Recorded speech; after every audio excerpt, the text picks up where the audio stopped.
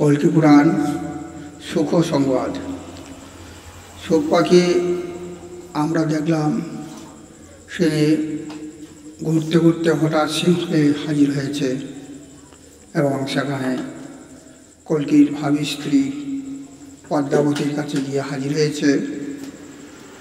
হাজির হওয়ার পরে পদ্মাবতীর কাছে সমস্ত কিছু শুনলেন এবং পদ্মাবতী কী জন্য ক্রন্দন করছে সেও জানলেন। তারপর তিনি বললেন, এই সব অঘটনের মালিক হল একমাত্র শিব এবং দুর্গা। শিব দুর্গার তিনি সাধনা করেছেন। এরপর সেই সাধনার পরে শিব দুর্গা সন্তুষ্ট হয়েছেন, সন্তুষ্ট হয়ে তাকে বর দিয়েছেন। সেই বর সাপে পরিণত হয়েছে। এই যে রাজপুত্রগণ, এই রাজপুত্রগণ সব কন্যাতে পরিণত হয়েছে। এরপর আমাকে সেই শিব বললেন, ওগো পদ্মাবতী, তোমার সাথে তোমার স্বামী হবে সেই জগৎ স্বামী বিষ্ণু ভগবান কল্কি। সেই হরি মানে যিনি সব কিছু হরণ করেন, যার ক্ষমতা আছে, পাপ হরণ করার ক্ষমতা আছে, তাপ হরণ করার ক্ষমতা আছে। যে চায়, যে যা চায় তাকে তাই দিয়ে তার ইচ্ছা পূরণ করে, তার ইচ্ছা হরণ করার, ইচ্ছা পূরণ করে তাকে সন্তুষ্ট করে তার বাসনা কামনা হরণ করার যার ভার, যিনি পারেন তিনি হলেন হরি। সেই মহাদেব আমাকে হরিকে কেমনভাবে উপাসনা করতে হয় সেই কথা বলেছে, এবং হরিকে কেমন দেখতে এবং সেই বিষ্ণুকে কেমন দেখতে তার বর্ণনা করেছেন। এরপর তিনি বললেন, ওগো পদ্মাবতী, আমি তো জানি হরিকে কেমনভাবে সাধন করতে হয়, হরিকে কেমনভাবে পূজন করতে হয়, ঈশ্বরকে কেমনভাবে পূজন করতে হয়, সাধন করতে হয়, সে তো আমি জানি। যাই হোক, তুমি বলো কেমনভাবে সেই ঈশ্বরকে সাধন করতে হয়, হরিকে অর্চনা করতে হয়।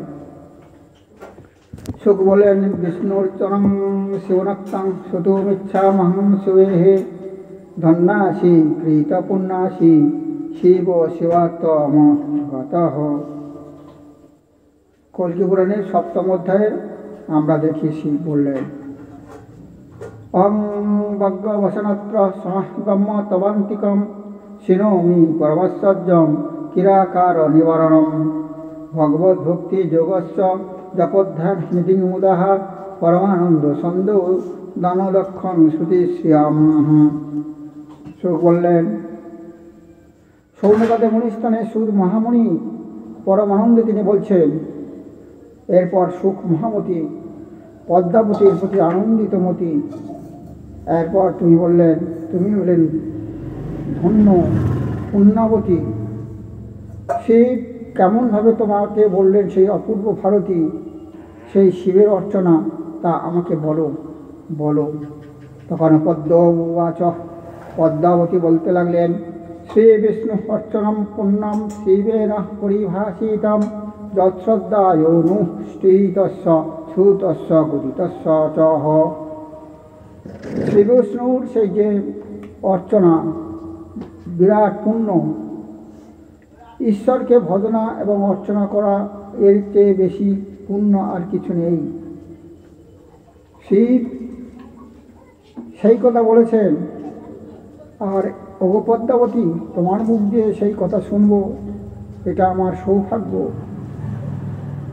তুমি যে শিবের শিষ্যা হয়েছ বহুত পুণ্যের কারণে, তোমার সৌভাগ্য আছে। তুমি যেখানে যাবে সেখানে তুমি সৌভাগ্যবতী এবং পরম আশ্চর্যান্বিত শিষ্যা, যে হরি পূজার পদ্ধতি পেয়েছে সেই শিবের কাছ থেকে, ওগো পদ্মাবতী সতী, যে শিবের কথা শুনলে পাপ হারায়, তিনি যে বলেছেন সেই হরির পূজন কেমনভাবে ঈশ্বরকে সাধন ভজন করবে, সেই কথা শুনলে যারা যারা শুনবে তারা তো উদ্ধার হবেই, আর পক্ষীকুল তো উদ্ধার হবে। আমি পক্ষীকুলে জন্মগ্রহণ করেছি জানো তো, আমি সুখ পাখি, আমি সুখদেব গোস্বামী ছিলাম। আমি অভিশপ্ত হয়ে সুখ পাখিতে পরিণত হয়েছি, অভিশপ্ত। এই অভিশপ্ত হওয়ার জন্য সুখ পাখিতে পরিণত হয়েছি, হয়ে আমি এই কলকির সাথে এসেছি, কলকির সাথে আছি। ভগবান শিব আমাকে সেই কলকির সাথে রেখেছে। আমি যখন সুখ পাখির সুখ ছিলাম, ব্যাসদেবের পুত্র ছিলাম, তখন আমি প্রচণ্ড জ্ঞানী ছিলাম, বেদ জানতাম, বেদান্ত জানতাম, সব কিছু সমস্ত শাস্ত্র আমি জানতাম। আমি কিন্তু অভিশপ্ত, আমি পাখির উপরে অভিশপ্ত, সেজন্য আমি সব কিছু জানি। আমি জানি সেই শিবের কথা, সেই শিবের কথা আমি জানি, সেই হরির কথা। সেই শিব এবং হরির যার শোভনে পাপের ভার নষ্ট হয়ে যায়, পাপ নষ্ট হয়ে যায়। বড় বড় পদ্মাবতী, কেমন করে ঈশ্বর সেই ঈশ্বর হরিকে ভজন করতে হয় বলো।